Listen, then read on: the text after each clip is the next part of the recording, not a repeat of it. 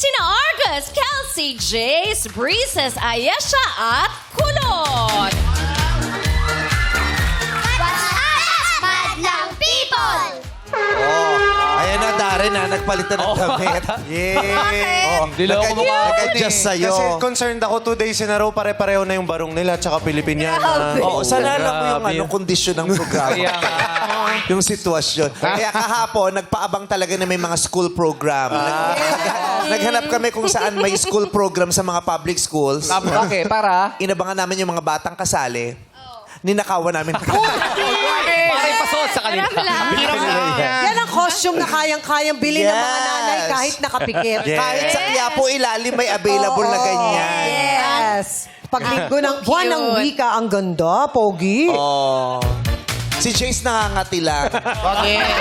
Yay! Kasi nga, bago sa kanila, pero hindi bagong labayan, ha? Pero bago lang nilang suot. Asa marumi pala kinuha. Kakute nila. Kaya pala kanina check din ni Darren, bakit bago daw rin yung akin. Kaya maraming salamat, Jor LSP, na sa aking kasuot. Ay, ang ganda. Dinamay niya pa si Darren. Gusto niya lang talaga. Salamat. Concerned din ako kay Ate Kay. Kuha mo.